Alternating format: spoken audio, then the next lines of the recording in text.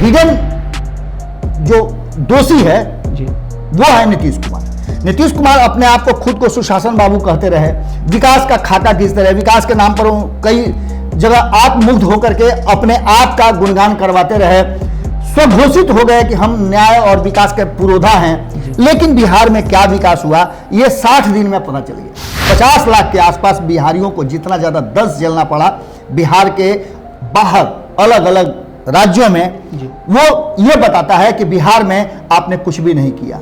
एक सुई का भी फैक्ट्री आपने नहीं लगाया।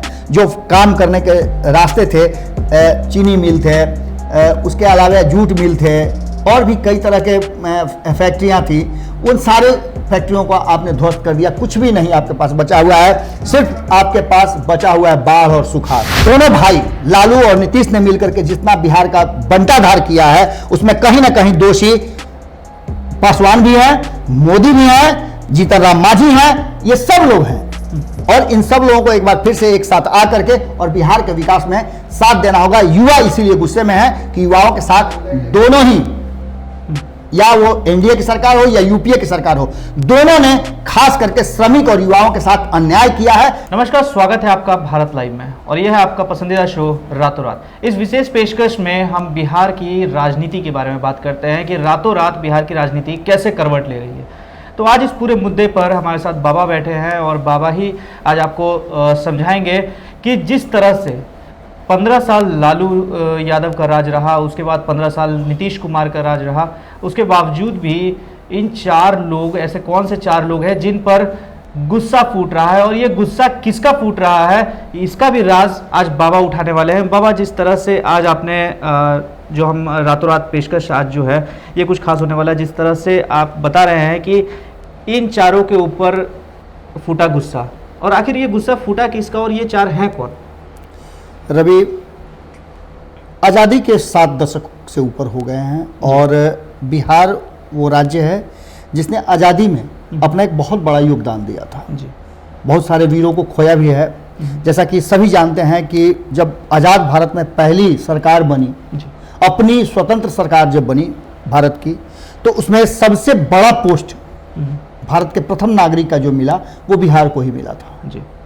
और आज वही बिहार सबसे पिछड़े राज्यों में गिनती हो रहा है, तो कहीं ना कहीं कमियां तो रही है ना उन लोकतंत्र के पुरोधाओं की, जिन्हें चुन करके तो जनता भेजती है। जी। विकास के नाम पे भेजती है, अलग अलग सेक्टर्स में प्रगति के नाम पर भेजती है, लोगों को सुरक्षा मिले, सम्मान मिले, बिहार का नाम हो, बिहार देश का सबसे अग्रणी राज्यों में हो। आखिर इन सब बातों की चिंता कौन करेगा? निश्चित रूप से दोनों ही बातें आपने जो प्रश्न के माध्यम से रखा है कि किसने बर्बाद किया, वो 4 लोग कौन हैं? जी। तो निश्चित रूप से वो 4 लोग होंगे जिन पर दारोमदार दिया गया था बिहार को आगे बढ़ाने का। वो कौन 4 लोग हैं ये नाम किसी से नहीं छुपा है। जी। आजादी के बाद से कांग्रेस एक लंबे समय तक बिहार का सत्ता में रही। अब सत्ता में जब कांग्रेस रही तो कांग्रेस का फर्ज बनता था कि बिहार को विकास के रास्ते पर ले जाना। जी। जो कुछ भी हो पाया है, या तो आपने देखा होगा कि जब बच्चे जन्म लेते हैं तो स्वतः वो चलना शुरू कर देते हैं। जी। डगरना शुरू करते हैं, पलटना शुरू करते हैं, उसके बाद से माँ बन करके अब देखिए घुटनों पे चलना शुरू करते हैं, धीरे धीरे खड़ा होने का प्रयास करते हैं, और तब उनके जो पालक हैं, उनके माता पिता हैं या जो उनके अभिभावक हैं, वो उनका हाथ पकड़ के चलना सिखाते हैं। जी। जब आजाद भारत हुआ तो हमने क्या कमी छोड़ दी थी? जी। अगर कुछ कमी थी तो उसे पूरा करने की जिम्मेवारी भी उन लोगों की थी जिनके हाथ में आजाद भारत दिया गया था। लगातार विकास की बातें होती हैं, सभी दावा करते हैं कि हमने ये विकास किया, हमने ये विकास किया, और फिर उनके विकास के सारे दावों को धत्ता बताते हुए अगला कोई आ जाता है। जी। बिहार एक वाहिद ऐसा राज्य है जो विकास नहीं होने की भी बात करता है, विकास होने की भी बात करता है। और इन दोनों तथ्यों में जो कांग्रेस ने किया आजादी के बाद से, जिस जगह पे बिहार था, या तो बिहार अपने डेगा पाही देकर के आगे बढ़ा है, या फिर कभी कभी यदा कदा किसी ने उंगली पकड़ के उसे चलने का रास्ता दिखाया है, लेकिन जब तक वो रास्ता दिखाते तब तक पुनः वो धड़ाम से गिर गया। कोरोना संकट के दौरान जो बहुत सारी बातें खुल करके सामने आई, उसमें एक बात बड़ी महत्वपूर्ण थी कि आखिर किन किन लोगों के कारण बिहार को पिछड़ना पड़ा। तो सबसे पहला इसमें जो कारण है बिहार के बर्बाद होने, बिहार के पिछड़ने का, तो उसमें हम कांग्रेस को दोषी मानते हैं। जी। कांग्रेस केंद्र में भी सत्ता में रही और बिहार में भी सत्ता में रही। आज डबल इंजन की सरकार की बात करते हैं नीतीश कुमार या मोदी, तो डबल इंजन की सरकार की बात चर्चा हम करेंगे, लेकिन जब केंद्र और राज्य दोनों में एक ही सरकार थी, अभी तो मान लेते हैं मिली जुली सरकार है, एक गठबंधन की राजनीति का परंपरा चल चुका है, उस समय तो स्वतंत्र रूप से कांग्रेस की सरकार केंद्र में थी और यहां भी थी।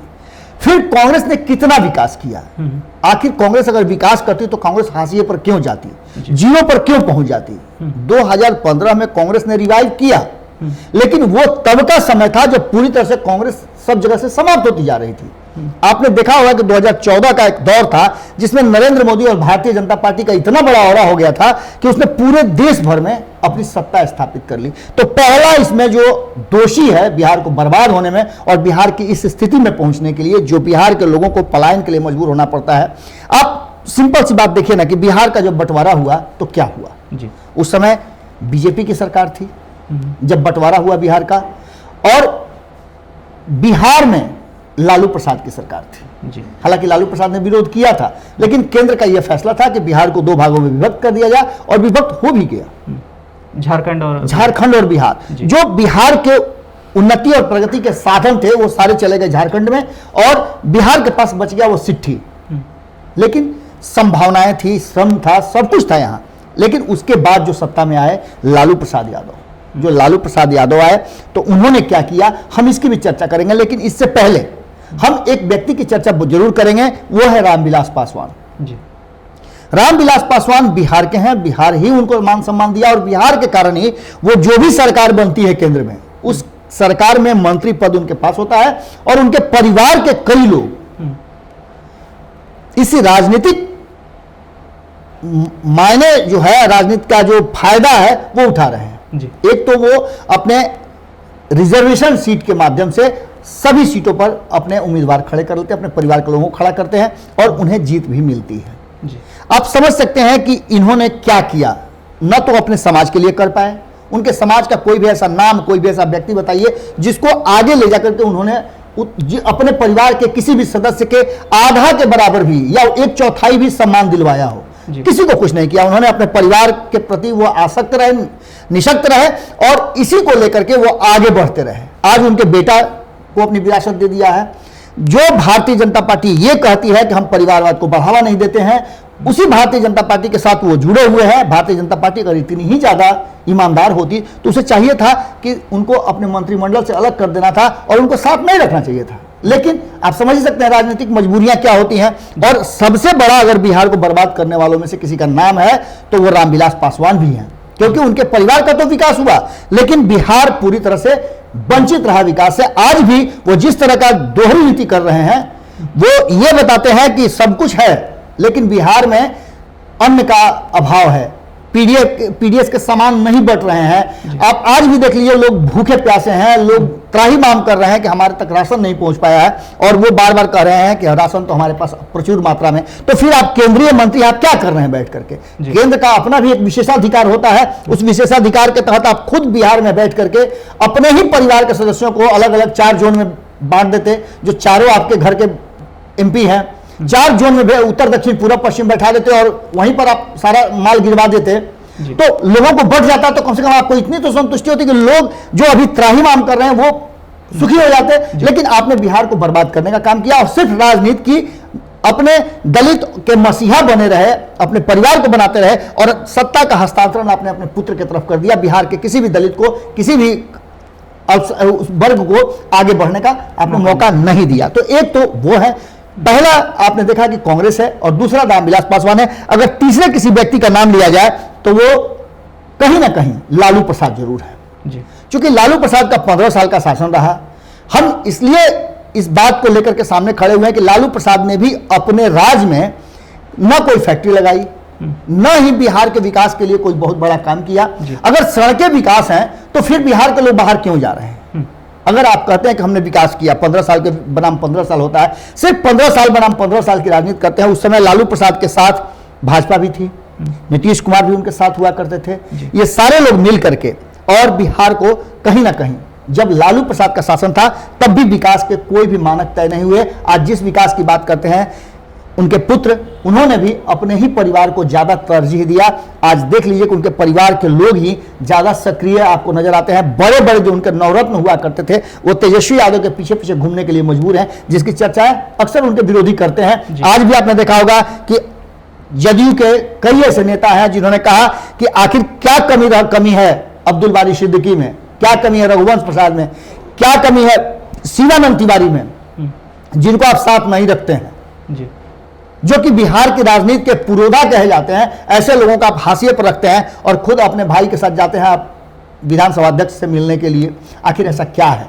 इन सब बातों को लेकर के उनकी चर्चाएं लगातार हो रही हैं। और दूसरा, आत्ममुग्ध रहने के बाद आपने देखा होगा कि किस तरह से लालू प्रसाद पर कई तरह के आरोप भी लगे हैं और बिहार को बर्बाद करने में, बिहार को जंगल राज की तरफ ले जाने में उनका भी नाम बहुत मजबूती से उनका विपक्ष रखता है। अगर वो अच्छा काम किए रहते तो निश्चित रूप से उनकी सत्ता कायम रहती। 15 साल तो उनका सत्ता रह गया लोगों को यह समझने में कि अब आएंगे तो अच्छा करेंगे। हालांकि शुरुआती दौर उनका भी जब 90 के दशक में वो आए थे तो उनका पहला जो कार्यकाल था वो बेहतर था जी। पहले कार्यकाल में उन्होंने प्रयास किया था कि बिहार को एक नए रूप में हम दें, आवाज दे लोगों को, दबे कुचले लोगों को आगे बढ़ाएं। लेकिन उसके बाद धीरे धीरे करके उनकी जो आप जानते हैं कि जब सत्ता आपके हाथ में आती है तो आपके हाथ से बहुत सारा कमान छूट जाता है और कहीं ना कहीं वो कमान उनसे छूट गया और उनके इर्द गिर्द जो लोग जमा थे उनके परिवार के ही लोग थे जिन्होंने उसको पूरी तरह से नेस्तनाबूद करने का काम किया। बाद में जब उनको जेल जाने की नौबत आई तो अपनी पत्नी को मुख्यमंत्री उन्होंने बनाया, जिसको लेकर के भी पार्टी में बड़ा टूट हुआ, जिसका नया जो जन्म हुआ वो नीतीश कुमार की तरफ शिफ्ट हुआ।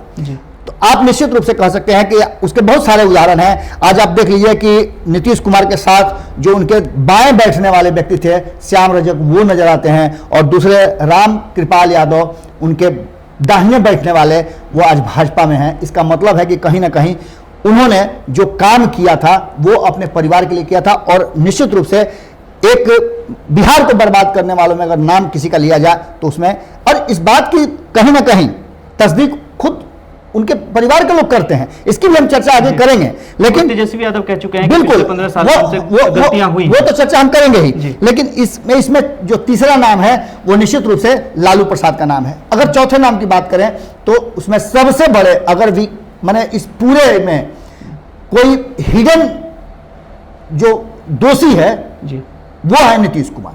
नीतीश कुमार अपने आप को खुद को सुशासन बाबू कहते रहे, विकास का खाता खींचते रहे, विकास के नाम पर कई जगह आत्ममुग्ध होकर के अपने आप का गुणगान करवाते रहे, स्वघोषित हो गए कि हम न्याय और विकास के पुरोधा हैं। लेकिन बिहार में क्या विकास हुआ ये 60 दिन में पता चल गया। इन 60 दिनों में 50 लाख के आसपास बिहारियों को जितना ज्यादा दस्त झेलना पड़ा बिहार के बाहर अलग अलग राज्यों में, वो ये बताता है कि बिहार में आपने कुछ भी नहीं किया।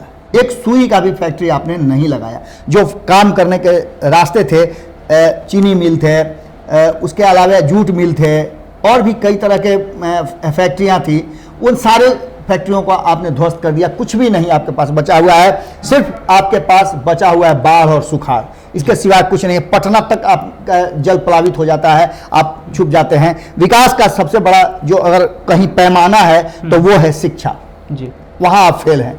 आपके बिहार से लड़के, आपको पता है कि कोरोना संकट के दौरान अलग अलग राज्यों में कितने छात्र आपके फंसे हुए थे, जिसको लेकर के बिहार सरकार भले ही अपनी पीठ थपथपा रही, उनको वापस ले आए, लेकिन उन छात्रों के माध्यम से कितना पूंजी दूसरे राज्यों को जा रहा है ये भी आप समझ सकते हैं। और कितने लोग शिक्षा के गिरती स्थिति के कारण बाहर पढ़ने जा रहे हैं ये भी उससे पता चलता है। दूसरी सबसे बड़ी चीज कि जो श्रम शक्ति आपका है वो बिहार से बाहर जाकर के अपने कामकाज करता है, तो निश्चित रूप से आपने कहीं विकास नहीं किया, विकास को, बिहार को बर्बाद करने का काम किया है। अगर आप बिहार को आबाद करना चाहते तो उन श्रमिकों को यही यूज करते, यही प्रयोग करते, स्किल्ड करते और बिहार का जितना श्रम शक्ति बिहार बाहर भेजता है, बाहर भेज करके खुश होता है, उसमें उनके साथ साथ नीतीश कुमार के साथ साथ कहीं ना कहीं सुशील मोदी और जीतन राम मांझी भी दोषी हैं। सिर्फ हम नीतीश कुमार को नहीं, इन 15 सालों में ये 3 लोग हैं जो ज्यादा दोषी हैं और इन पर से दोष हट नहीं सकता है। दूसरा प्रश्न जो आपने किया था कि आखिर इनसे कौन गुस्से में है, कौन खपा है, तो खपा होने वालों की संख्या बहुत लंबी है। खपा होने वालों की संख्या में युवा वर्ग है, जी। जो युवा वर्ग कहीं ना कहीं नीतीश कुमार से भी और नरेंद्र मोदी से भी दोनों से गुस्से में है, क्योंकि 2014 में नरेंद्र मोदी ने भी वादा किया था कि हम 2 करोड़ युवाओं को हर साल नौकरी देंगे। आपने नहीं दिया, आपने अपने वादे को नहीं निभाया। आपके वादे तो पहले ही ध्वस्त हो चुके थे और इस कोरोना संकट ने तो आपको और एक्सपोज कर दिया। दूसरा सबसे महत्वपूर्ण चीज कि आपने कहा था कि सबका साथ और सबका विकास। जी। आपने सबका साथ तो जरूर लिया, लेकिन विकास सबका नहीं किया। इस 20 लाख करोड़ और कोरोना संकट के दौरान जिस तरह से आपने हाशिए पर भेज दिया उन श्रमिक वर्ग को, उन कमजोर और गरीब मध्यम वर्ग को, और कुछ पूंजीपतियों के लिए जिस तरह से आपने योजनाएं बनाना शुरू कर दिया, जिस तरह से आपने श्रमिक कानून में बदलाव करके 8 घंटे की जगह 12 घंटे उनकी ड्यूटी कर दी, कोई पैसा नहीं बढ़ाया, उन फैक्ट्री मालिकों को, उद्योगपतियों पर आपने कोई दबाव नहीं बनाया कि 60 दिन तक इनको भूखे प्यासे रहना पड़ा, इनका तनख्वाह वेतन तक लोगों ने नहीं दिया, फैक्ट्री लॉक कर दिया, इनको मरने के लिए छोड़ दिया, आपने उस पर कुछ भी नहीं किया। तो निश्चित रूप से इसके पीछे बहुत सारे युवा हैं। आप उसमें नाम ले सकते हैं कन्हैया कुमार का। कन्हैया कुमार जिनकी उत्पत्ति हुई थी मोदी विरोध की राजनीति से, छात्र राजनीति से उनकी शुरुआत हुई थी, और कन्हैया कुमार एक बड़े विरोधी हैं जो नीतीश कुमार और केंद्र सरकार दोनों के विरोधी हैं। इसमें आप नाम जोड़ सकते हैं आशुतोष कुमार का, जिन्होंने कल अपनी पार्टी का निर्माण किया, वो भी एक बड़े विरोधी हैं। और उनका कहना यही है कि 15 साल की चर्चा हम सिर्फ नहीं करेंगे, हम 70 साल की चर्चा करेंगे, और 70 साल में इस देश में क्या हुआ, कितने लोगों को लोकतंत्र में लोग मालिक हैं, उसके बावजूद लोगों के साथ कितना अन्याय हुआ, हम सभी फैसला करेंगे, सभी को हक हुकूक दिलवाएंगे। और इसके चलते उन्होंने अपने पार्टी का निर्माण किया। इसमें आप नाम ले सकते हैं माधव आनंद का, वो भी पूरी तरह से एकदम खड़ा है, तन करके खड़ा है कि अगर हमें एक मौका मिल जाए तो हम इस बिहार को बदल देंगे। बिहार में इतनी संभावनाएं है, इतनी श्रम शक्ति है कि इन 50 लाख लोगों को अगर स्किल्ड हो गए हैं जो अब, चूंकि बाहर में गए तो कहीं ना कहीं जो काम धंधा किया है तो स्किल उन्होंने सीखा है। अगर कोई ईंटा जोड़ना ही सीख रहा है तो उसको पता है इंजीनियर के साथ रह करके कि इस ईंटा को किस रेशियो में हमको जोड़ना है, कितना इसमें बालू गारा सीमेंट डालना है कि ये मजबूत होगा। तो दैट मीन्स कि वो सीख करके आए हैं। जो किसी फैक्ट्री में थे, सिलाई का काम कर रहे थे, या कपड़ा मिल में थे, या जिस काम में भी लगे हुए थे, वो स्किल्ड हो करके वहां आए हैं। उन लोगों को स्किल्ड करने की सरकार भी बात करती है कि हम स्किल्ड करेंगे, लेकिन उसकी योजना कोई सरकार नहीं बताती है। उद्योग विभाग को ये पता नहीं है कि कितने का पैकेज उसको मिला है बिहार को, और कैसे इस पैकेज को वो आगे बढ़ाएगी। इन सब बातों को लेकर के माधव आनंद ने एक सेपरेट अपनी नीति बताई है, बताया है कि मेरे पास पूरा मास्टर प्लान है जिससे मैं बिहार को बदल दूंगा, और ये 50 लाख लोग जो आए हैं ये बिहार के लिए सोना उपजाएंगे। इसके अलावा आपको बता दें कि भारतीय जनता पार्टी में भी कई ऐसे युवा हैं, जिसमें आप अरिजीत शाश्वत का भी नाम ले सकते हैं, जो लगातार अपनी ही सरकार के विषय में यह कहना उनका है कि युवाओं के लिए कोई नीति नहीं है, युवा नीति बना करके और युवाओं को स्किल्ड करके और इस काम में लगाया जा सकता है कि वो युवा इन जो मजदूर है 50 लाख आए हुए हैं, उनसे हमारी जब बातचीत हो रही थी, आपने भी उनका कई बार इंटरव्यू किया है, जब बातचीत उनसे हो रही थी तो उसने उन्होंने बताया, स्पष्ट तरीके से बताया कि मैं भी विदेश से आया हूं, मुझे भी पता है कि कैसे वर्क कराया जाता है, कैसे काम का सेपरेशन कराया जाता है। आज हमारे पास 50 लाख प्रवासी लोग जो लौट करके आए हैं वो एक बड़ी शक्ति के रूप में आए हैं। अगर हमें मौका मिले तो उन शक्तियों को संचित करके, समाहित करके, समायोजित करके और हम बिहार के विकास में एक बहुत बड़ा योगदान कर सकते हैं। उन्होंने कहा कि हम जैसे युवाओं को यदि मौका मिले, सरकार हमें मौका दे, तो हम अलग अलग सेक्टर में काम करके इन श्रमिकों से बिहार के लिए, बिहार को आत्मनिर्भर बनाने का काम कर सकते हैं। आत्मनिर्भरता की बात तो मोदी जी ने की था, लेकिन उन्होंने आत्मनिर्भरता का जो पैकेज दिया, उस पैकेज में कहीं कोई आत्मनिर्भर आम व्यक्ति या मिडिल वर्ग के होने की नहीं है। वही अगर बात करें तेजस्वी यादव की, तो तेजस्वी यादव भी लगातार आपने देखा होगा कि किस तरह से आगे बढ़ करके और लगातार इस बात को कह रहे हैं कि वो बिहार को बदलना चाहते हैं और रोजगार देना चाहते हैं, रोजगार सृजन करना चाहते हैं। सबसे बड़ी बात यह है कि जो इन 30 सालों में दोनों भाई लालू और नीतीश ने मिलकर के जितना बिहार का बंटाधार किया है, उसमें कहीं ना कहीं दोषी पासवान भी हैं, मोदी भी हैं, जीतन राम मांझी हैं, ये सब लोग हैं।